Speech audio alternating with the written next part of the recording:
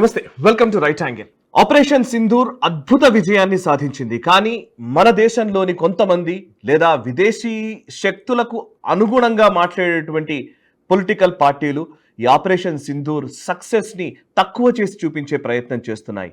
మోదీ పైన ద్వేషంతోనో బీజేపీ పట్ల ఇబ్బందికరంగా ఉన్న నేపథ్యంలో మొత్తం త్రివిధ దళాలు లేదా సాంకేతిక పరిజ్ఞానాన్ని కలిగి ఉన్నటువంటి డిఆర్డిఓ శాస్త్రవేత్తల కృషి ఫలితము, లేకపోతే ఇస్రో సైంటిస్టుల కృషి ఫలితము, ఈరోజు మిలిటరీలో పనిచేస్తున్నటువంటి వాళ్ళ అందరి అద్భుతమైనటువంటి ప్రతిభను తక్కువ చేసి చూపించే విధంగా రాజకీయాలకు వాడుకుంటున్న పరిస్థితి మనం చూస్తూ ఉన్నాం.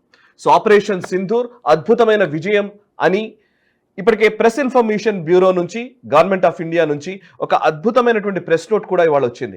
అందులో ఒక్క మాట చదువుతున్నాను, కంక్లూజన్లో వాళ్ళు చెప్పిన మాట. Operation Sindoor is not just a story of tactical success, it is a validation of India's defence indigenisation policies. From air defense systems to drones, from counter UAS capabilities to net-centric warfare platforms, indigenous technology has delivered when it mattered most. భారత స్వదేశీ పరిజ్ఞానంతో కూడినటువంటి ఆయుధ భాండాగారంగా మనం మారుచుతున్నాము. ఆత్మనిర్భర్ భారత్లో భాగంగా భారత స్వదేశీ పరిజ్ఞానంతో ఈ ఆపరేషన్ సింధూర్లో అత్యద్భుతమైన విజయాన్ని సాధించాము. అఫ్ కోర్స్ విదేశీ కంపెనీల నుంచి వచ్చినటువంటి కొంత ఆయుధ సంపత్తిని కలిగి ఉండి భారతదేశంలో తయారైనటువంటి టెక్నాలజీ ద్వారా మనం ఈ మిలిటరీ సక్సెస్ని సాధించాము అని గర్వంగా పిఐబి ప్రెస్ నోట్లో గవర్నమెంట్ ఆఫ్ ఇండియా చెప్తోంది. అండ్ త్రివిధ దళాలకు సంబంధించినటువంటి ఆ మోరల్ బూస్ట్ అయిన సందర్భంలో మనం దాన్ని తగ్గించే ప్రయత్నం చేస్తున్నాం. దాని గురించి చెప్తాను. ఇంకా అసలు ప్రపంచవ్యాప్తంగా ఉన్నటువంటి కొన్ని కీలకమైన సంఘటనలు, ఈ ఆపరేషన్ సింధూర్ తర్వాత జరిగిన పరిణామాలు, ఎందుకని ఆపరేషన్ సింధూర్ని పాజ్ చేయాల్సి వచ్చింది అనే అంశానికి సంబంధించిన క్లియర్ అనాలిసిస్ మీకు ఇవ్వబోతున్నాను. అంతకంటే ముందు ఇందాక నేను చెప్పినట్టుగా స్వదేశీ పరిజ్ఞానంతో పాకిస్తాన్ వెన్ను విరిచే పనిలో విజయవంతమైనటువంటి మిలిటరీ ఓ వైపు ఉంటే, అలాగే స్వదేశీ ఆయుర్వేద పరిజ్ఞానాన్ని విదేశీ లేదా ఆధునికమైనటువంటి నానో టెక్నాలజీని మేళవించి విశేష పరిశోధనల తర్వాత ఓజస్కా కొన్ని అద్భుతమైన ఉత్పత్తుల్ని తీసుకొచ్చింది. ఇది ఫ్లూ మొదలుకొని క్యాన్సర్ మహమ్మారి వరకు అనేక వ్యాధులకి పరిష్కార మార్గాల్ని చూపించేటువంటి ఓజస్కా ఉత్పత్తుల్ని గురించి తెలుసుకోవాలంటే www.ojaska.com వెబ్సైట్లోకి వెళ్ళి ఆ వివరాలు తెలుసుకోవాల్సిందిగా విజ్ఞప్తి చేస్తున్నాను. అండ్ ఓజస్కా ఈ రైట్ యాంగిల్ అనాలిసిస్ ని స్పాన్సర్ చేస్తోంది. సో ఇక ప్రెస్ ఇన్ఫర్మేషన్ బ్యూరో ఇచ్చినటువంటి ఒక అద్భుతమైనటువంటి ప్రెస్ స్టేట్మెంట్ నేను చెప్తున్నాను. దాంట్లో నేను యాక్చువల్లీ గత 5-6 రోజుల నుంచి ఈ విషయాలు మనం మాట్లాడుతూనే ఉన్నాం. స్వదేశీ టెక్నాలజీని వినియోగించాము, ఇది డిఫెన్స్ మార్కెట్ని పెంచడానికి ఉపయోగపడుతుందని. ఎగ్జాక్ట్లీ ఆ కోణంలోనే పిఐబి ప్రెస్ స్టేట్మెంట్ కూడా కనబడుతోంది. ఇందులో బయట దేశాలకు సంబంధించినటువంటి టెక్నాలజీస్ గురించి కాకుండా ఆపరేషన్ సింధూర్లో మన స్వదేశీ పరిజ్ఞానాన్ని ఎంత బాగా వినియోగించగలిగాము అన్న విషయాన్ని ఇందులో చాలా అద్భుతంగా చెప్పడం జరిగింది. అందులో ఇస్రో సైంటిస్టులు పూర్తిగా వాళ్ళ టైం అంతా వెచ్చించి ఈ ఆపరేషన్ సింధూర్ జరుగుతున్న సందర్భం అంతా కూడా సుమారు 10 శాటిలైట్స్ తోటి రౌండ్ ద క్లాక్ ఎక్కడెక్కడ ఏమేం జరుగుతున్నాయి, పాకిస్తాన్ సరిహద్దుల్లో కావచ్చు, పాకిస్తాన్లో కావచ్చు, మన ఉత్తర భారతంలో కావచ్చు, ఎటువంటి పరిస్థితులు ఉన్నాయో నిశ్చితంగా గమనిస్తూ ఇస్రో శాటిలైట్స్ 10 శాటిలైట్స్ పూర్తిగా డెడికేటెడ్గా ఈ ఆపరేషన్ సింధూర్ టైంలో పనిచేశాయని చెప్తున్నారు. అండ్ అంతేకాదు ఎయిర్ డిఫెన్స్ సిస్టమ్, మన Akash air defence system Akash అద్భుతమైనటువంటి ఫలితాల్ని ఈరోజు నమోదు చేసింది. అటు S-400తో పాటు ఆకాష్ కూడా ఈరోజు ప్రపంచం దృష్టిని ఆకర్షిస్తోంది. అండ్ మరొక వైపు వాళ్ళ ఎయిర్ స్పేస్లోకి వెళ్ళి నిజానికి మనం టార్గెట్ చేసినటువంటి సందర్భంలో రేడార్ సిస్టమ్, వాళ్ళ రేడార్ సిస్టమ్ని మనం ధ్వంసం చేశాము, వాళ్ళ ఎయిర్ బేసెస్ని ధ్వంసం చేశాము. నిజంగా చెప్పాలంటే ఇందులో ఒక మాట రాశారు ప్రెస్ స్టేట్మెంట్లో, వాళ్ళు రాసిన దాంట్లో నేను చదువుతున్నాను. Air defence systems detect, track and neutralize threats using a network of radars, control centers, artillery and both aircraft and ground based missiles. So ఓవరాల్గా మన స్వదేశీ పరిజ్ఞానంతో కూడినటువంటి టెక్నాలజీ, ఇంకోవైపు విదేశీ కంపెనీల నుంచి మనం తీసుకున్నటువంటి టెక్నాలజీని మేళవించి పాకిస్తాన్ని మట్టి కరిపించాము. అటువంటి గొప్ప విజయమని వారు చెప్తున్న పరిస్థితి కనబడుతోంది. సరే, ఇవన్నీ జరుగుతుంటే ఎందుకని మరి ఇంతగా తిడుతూ ఉన్నారు? నిజానికి ఒక్కసారి ఆపరేషన్ సింధూర్ సీజ్ ఫైర్ అని ప్రకటించగానే పూర్తిగా అసలు అయిపోయింది చూసారా, అసలు మోదీ అనేవాడు వెనక్కి తగ్గిపోయాడు, ట్రంప్ చెప్పినటువంటి ఒత్తిళ్లకు లొంగిపోయాడు అని అందరూ మాట్లాడుతున్నారు. నిజానికి అమెరికా ఒత్తిళ్లకు మోదీ తలొగ్గడం కాదు, మోదీ లేదా భారతదేశము, భారత త్రివిధ దళాలు ఎంత మేర చేయాలో ఎస్కలేషన్ అంత మేర చేశాము, పాకిస్తాన్ని మట్టి కరిపించాము, అంతవరకే operation Sindoor. So operation Sindoor success ని ప్రపంచం ఈ రోజు చెబుతోంది. ప్రపంచంలోని కొంతమంది ఏరియల్ ఎక్స్పర్ట్స్, నిజంగా వార్ఫేర్ ఎక్స్పర్ట్స్ చెప్తున్న మాటలు నేను చెప్తున్నాను. ఆస్ట్రియాకి సంబంధించినటువంటి aerial warfare analyst Tom Cooper ఆయన అనాలిసిస్ లో చెప్తున్న మాట, when one side is bombing nuclear weapon storage facility of other, the other has no ability to retaliate, then that's a clear cut victory in my books. No surprise Islamabad sounded for a ceasefire. So ఒకవైపు పాకిస్తాన్లోని nuclear weapons ఉన్నటువంటి స్థావరాలపైన భారతదేశము బాంబుల దాడి చేస్తున్నప్పుడు obvious గా పాకిస్తాన్ అనేది కాల్పుల విరమణ కోరుకోవడంలో ఎటువంటి సందేహం అక్కర్లేదు అని ఆయన అంటున్నారు. అండ్ నిజంగా ఇది క్లియర్ కట్ విక్టరీ అని స్పష్టంగా చెప్తున్నారు భారత్ కి సంబంధించి. అండ్ జాన్ స్పెన్సర్ అనే వార్ఫేర్ ఎక్స్పర్ట్ చెప్తున్న మాట ఇది, అర్బన్ వార్ఫేర్ స్టడీస్ కి సంబంధించినటువంటి ఎక్స్పర్ట్ ఆయన. India achieved a massive victory అని ఆయన అన్నారు. అండ్ కాదు, ఇంకొక వైపు మీడియాలో, వెస్టర్న్ మీడియాలో రఫేల్ కూలిపోయింది, ఇంకోటైంది, ఇదో మొత్తం భారతదేశము పాకిస్తాన్ సమవుజ్జీలు అన్నట్టుగా వాళ్ళు రాస్తున్నారు. కానీ వాళ్ళు కూడా నిజానికి భారత విజయాన్ని ఒప్పుకోక తప్పని పరిస్థితి వచ్చింది అని అనిపిస్తోంది. వాషింగ్టన్ పోస్ట్ లో వచ్చినటువంటి టైటిల్, వాషింగ్టన్ పోస్ట్ లో ఒక headline, Indian strikes on Pakistan damaged 6 air fields post analysis fines అని రాశారు. ఆర్టికల్లో హైలైట్ చేసిన అంశం ఒకటి నేను చెప్తున్నాను. High profile targets were hit in precision strikes with the aim of degrading Pakistan's offensive and defensive air capabilities. Reported Noor Khan air base was destroyed. Precised attacks చేశామని భారత త్రివిధ దళాలు ఏదైతే చెప్పాయో ఆ ప్రిసైజ్డ్ అటాక్స్ తోటి చాలా వరకు టార్గెట్స్ ని మనము న్యూట్రలైజ్ చేశాము అనేది వాళ్ళు చెప్తున్నమాట. ఇంకోవైపు న్యూయార్క్ టైమ్స్ రాసింది, damage was mostly inflicted by India on Pakistan facilities. High resolution satellite imagery from before and after the strikes shows clear damage to Pakistan's facilities by Indian attacks, if limited and precise in nature. పాకిస్తాన్కు జరిగిన damage గురించి New York times రాస్తోంది, Washington post కూడా రాసింది. Of course వాళ్ళ defence lobby నుంచి వచ్చే ఒత్తిళ్లకి వాళ్ళు కూడా డిఫరెంట్ స్టోరీస్, డిఫరెంట్ రకాలుగా వాళ్ళు భారత్ని తప్పుదోవ పట్టించే ప్రయత్నాలు చేస్తారు, దాంట్లో సందేహం అక్కర్లేదు. కానీ వాళ్ళు కూడా పాకిస్తాన్ ధ్వంసమైనటువంటి ఎయిర్ బేస్ల గురించి రాయక తప్పని పరిస్థితే నెలకొంది అని చెప్తున్నాను. అండ్ ఇంకొక వైపు పాకిస్తాన్ చైనాకి సంబంధించినటువంటి ఇన్ఫ్లుయెన్స్, ముఖ్యంగా లాబీ, ఏదైతే డిఫెన్స్ లాబీ గురించి నేను చాలా సంవత్సరాలుగా చెప్తున్నాను, ఈవెన్ కోవిడ్ వ్యాక్సిన్ టైంలో కావచ్చు, అంతకుముందు కావచ్చు, డిఫెన్స్ లాబీ లేదా ఫార్మా లాబీ, ఆయిల్ లాబీ, ఈ మూడే ప్రపంచాన్ని శాసిస్తూ ఉన్నాయి. అందులో డిఫెన్స్ కొనుగోళ్ల కోసమే యుద్ధాలు అనేక ప్రాంతాల్లో జరుగుతూ ఉంటాయి. అమెరికా మిలిటరీ ఇండస్ట్రియల్ కాంప్లెక్స్ ఆదేశాల మేరకే యుద్ధాలు వస్తూ ఉంటాయి, యుద్ధాలు పక్కకు జరుగుతూ ఉంటాయి. సో ఆ యుద్ధాలకు ఎందుకు పురిగొల్పుతుంది అనంటే గనక అమెరికా వాళ్ళ మిలిటరీ ఎక్విప్మెంట్ ని అందరూ కొనుగోలు చేసుకోవాలని.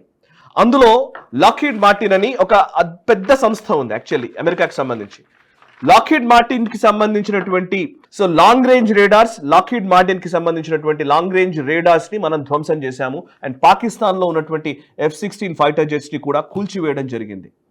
సో ఇంకొక వైపు F-16 అంటే అమెరికాకు సంబంధించినటువంటి ఫైటర్ జెట్స్, ఇంకొక వైపు హూతీలు, ఏదైతే యమన్ లో ఉన్నటువంటి హూతీ రెబల్స్ అమెరికాకు చెందినటువంటి FA-18 ఫైటర్ జెట్స్ ని కూల్చివేశారు. సారీ, FA-18 కూలిపోయింది ఒకవైపు. FA-18 అనేది నిజానికి మెరైన్ వాడే ఫైటర్ జెట్స్ అవి. సో ఇప్పుడు మొన్న మనం కూడా రాఫెల్ కి సంబంధించినటువంటి మెరైన్ వెరైటీని మనం తీసుకున్నాం. రాఫెల్ M ని మనం మొన్న కొనుగోలు చేయడానికి ఒప్పందం కుదుర్చుకున్నాం. సో ఓవైపు F-18 సేమ్ అలాంటిదే, రాఫెల్ కి కాంపిటేటర్ గానే FA-18 ఉంటుంది. సో FA-18 ని హూతీలు కూల్చేశారు. అదే సమయంలో మొన్న ఆపరేషన్ సింధూర్ జరుగుతున్న సందర్భంలోనే మనము రఫేల్ M డీల్ కుదుర్చుకున్నాం.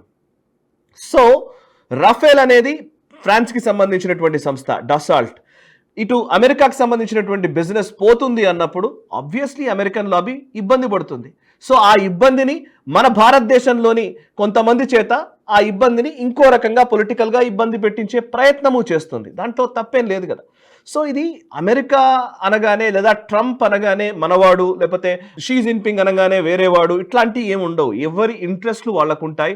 ఎవరి ఇంట్రెస్ట్లని వాళ్ళు ప్రిజర్వ్ చేసుకోవడానికే ఆయా దేశాలు పనిచేస్తూ ఉంటాయి. ఇంతకు మించిన డిప్లొమసీ ఏమీ ఉండదు. మనం కూడా మన దేశపు ఇంట్రెస్ట్లని మనము ప్రొజెక్ట్ చేసే పనిలో భాగంగానే ఆపరేషన్ సింధూర్లో స్వదేశీ టెక్నాలజీని మనం ఎక్కువగా వినియోగించాం. ఇప్పుడు ఆ స్వదేశీ టెక్నాలజీతో కూడినటువంటి మన డిఫెన్స్ ఇండస్ట్రీకి సంబంధించినటువంటి స్టాక్స్ విపరీతంగా పెరుగుతూ ఉన్నాయి. అండ్ ప్రపంచం కూడా ఇంత ప్రిసైజ్డ్గా మనము టెక్నికల్గా మనం అడ్వాంటేజియస్ పొజిషన్లో ఉండి డ్రోన్స్ని కూల్చేసాం. టర్కీకి సంబంధించినటువంటి డ్రోన్స్ని కూల్చేసాం, చైనాకి సంబంధించినటువంటి మిజైల్స్ని కూల్చేసాం, లేకపోతే అమెరికాకి సంబంధించినటువంటి రేడార్ సిస్టమ్ని మనం ధ్వంసం చేశాం. సో ఇవన్నీ జరుగుతున్నప్పుడు వాళ్ళు ఏం కామ్గా కూర్చోరు కదా. ఆపరేషన్ సింధూర్ ఫెయిల్ అయింది అంటారు, మోదీ తలొగ్గాడు అంటారు, లేకపోతే భారత ప్రభుత్వం విఫలమైంది అంటారు, పాకిస్తానే గెలిచింది అని చెబుతారు. సో అదే వాయిస్ని భారతదేశంలో ఉన్న మనం కూడా తీసుకెళ్లడమే ఇప్పుడు చాలా విషాదకరమైన విషయం. సో ఈవెన్ పిఐబి ప్రెస్ నోట్లో కూడా వాళ్ళు చెప్పింది అదే. ఆకాష్ కావచ్చు, మన డ్రోన్ సిస్టమ్ ఎంతగా పెరుగుతోంది. మన డ్రోన్, నేను లాస్ట్ టైం ఒక వీడియోలో కూడా చెప్పాను, 24,000 కోట్ల ఎక్స్పోర్ట్స్ ఇప్పుడు మనం చేస్తున్నాం 2024-25కి సంబంధించి. సో 2029కి 50,000 కోట్ల డిఫెన్స్ ఎక్స్పోర్ట్స్ చేయాలనేది మన టార్గెట్. ఆల్మోస్ట్ దాన్ని చేరుకోవడానికి ఈ ఆపరేషన్ సింధూర్ మనకు ఇంకా 2029 లోపలనే మనం సాధించగలమేమో అని కూడా అనిపిస్తోంది. ఎందుకంటే ఇప్పుడు మనం వాడుతున్నటువంటి డ్రోన్ టెక్నాలజీ కావచ్చు, లేకపోతే ఈ యాంటీ మిజైల్ సిస్టమ్ కావచ్చు, లేకపోతే మన మిజైల్స్ కావచ్చు, బ్రహ్మోస్ లాంటివి కావచ్చు, ఇవన్నీ కూడా మనం ఇప్పుడు మార్కెట్లో పెట్టి ఇంకా పెద్ద డిఫెన్స్ ఇండస్ట్రీని మనం డెవలప్ చేసుకోబోతున్నాం. సో ఆపరేషన్ సింధూర్ ఒక అద్భుతమైన వేదికగా నిలిచింది నిజానికి చెప్పాలంటే. అంటే ఒక క్రైసిస్ నుంచి ఆపర్చునిటీస్ని సృష్టించగలిగే వ్యక్తులలో నరేంద్ర మోదీ మొదటి వరుసలో ఉంటారు. ఎందుకంటే కోవిడ్ అనే ఒక పెద్ద క్రైసిస్, ఒక సంక్షోభ స్థితి నుంచి ఒక అవకాశంగా దాన్ని మలుచుకొని మన వ్యాక్సినేషన్ని లేదా మన వ్యాక్సిన్స్ని మనం తయారు చేసుకోవడం దగ్గర నుంచి ఆత్మనిర్భరత కోవిడ్ టైంలో మనం సాధించుకున్నాం. శానిటైజర్లు, లేకపోతే మాస్కులు, ఇలాంటివన్నీ మనమే తయారు చేసుకున్నాం. సో ఇప్పుడు అట్లాగే పహల్గామ్ అనే ఒక సంక్షోభ స్థితి, ఒక అటాక్ నుంచి ఆపరేషన్ సింధూర్ ద్వారా ఈరోజు మన భారత స్వదేశీ టెక్నాలజీతో కూడిన డిఫెన్స్ ఇండస్ట్రీ విపరీతంగా పెరగడానికి మార్గం సుగమం చేసుకున్నాం. సో మనమే కాదు, ఈవెన్ రఫేల్, డసాల్ట్కి సంబంధించినటువంటి షేర్స్ కూడా పెరుగుతూ ఉన్నాయి. S-400 బాగా సక్సెస్ అయింది అని అమెరికా ఎప్పుడైనా ఒప్పుకుంటుందా? అసలు S-400 రాకూడదని కదా అమెరికన్ లాబీ పనిచేసింది. మనపైన ఆంక్షలు విధిస్తాము అనే దాకా కూడా ఒక సందర్భంలో వెళ్ళింది కదా. మోదీ నిజానికి ఏదైతే ట్రంప్ ఒత్తిళ్లకు తలొగ్గాడు అని అంటున్నారో, ట్రంప్ కానీ అమెరికా ఒత్తిళ్లకు మోదీ తలొగ్గారు అనుకుంటే, నిజానికి ఆ ఒత్తిళ్లకు తలొగ్గే వ్యక్తి అయితే అసలు S-400 ఎలా వచ్చింది? S-400 రాకూడదు నిజానికి. ఈవెన్ రఫేల్ తీసుకొచ్చేటప్పుడు కూడా ఇట్లాంటి లాబీయే పనిచేసింది. రఫేల్ మనం తీసుకుంటున్నాము అన్నప్పుడు, ఫ్రాన్స్కి సంబంధించినటువంటి రఫేల్ కంపెనీ, డసాల్ట్ కంపెనీ నుంచి వచ్చినటువంటి రఫేల్ తీసుకుంటున్నాం అన్నప్పుడు మన దేశంలోని వాళ్ళ కోర్టులకు వెళ్ళారు. ఇందులో ఏదో మతలబు ఉందన్నారు. అసలు నిజానికి రఫేల్లో ఏమేమి వాడుతున్నారో ఆ టెక్నికల్ ఇన్ఫర్మేషన్ కూడా బహిర్గతం చేయాలి అన్నారు. ఎందుకంటే పాకిస్తాన్కి ఈజీ అవుతుందని. నిజానికి సుప్రీంకోర్టు చాలా క్లోజ్డ్ ఎన్వెలప్లో ఆ డీటెయిల్స్ అన్నింటినీ తీసుకొని క్లోజ్డ్గానే దాన్ని ఎవరికి రివీల్ చేయకుండా ఉంది కాబట్టి నయమైంది. కానీ లేకపోతే తెలిసి ఉంటే ఈరోజు రఫేల్స్ని ఈజీగానే ధ్వంసం చేసి ఉండేవాళ్ళు. అండ్ అందరూ అంటున్నారు రఫేల్ కూల్ చేశారని. ఇందులో గవర్నమెంట్ నుంచి వచ్చినటువంటి ప్రెస్ నోట్లో చాలా క్లియర్గా చెప్పడం జరిగింది. All strikes were executed without loss of Indian assets, underscoring the effectiveness of our surveillance, planning and delivery systems.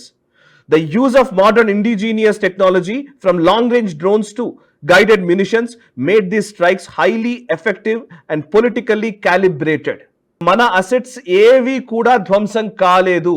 And మనం చేసిన అటాక్స్ చాలా ప్రిసైజ్డ్గా, చాలా స్పష్టంగా పొలిటికల్లీ క్యాలిబ్రేషన్తో కూడినటువంటి అటాక్స్ చేశాము అని చాలా స్పష్టంగా గవర్నమెంట్ ఆఫ్ ఇండియా నుంచి ప్రెస్ నోట్ వచ్చింది. ఇది గవర్నమెంట్ ఆఫ్ ఇండియా నుంచి ప్రెస్ నోట్ వచ్చింది అని అంటే ఇది భారత ప్రభుత్వపు స్టాండ్. మోదీ స్టాండ్ కాదు, బీజేపీ స్టాండ్ కాదు, ఆర్ఎస్ఎస్ స్టాండ్ కాదు.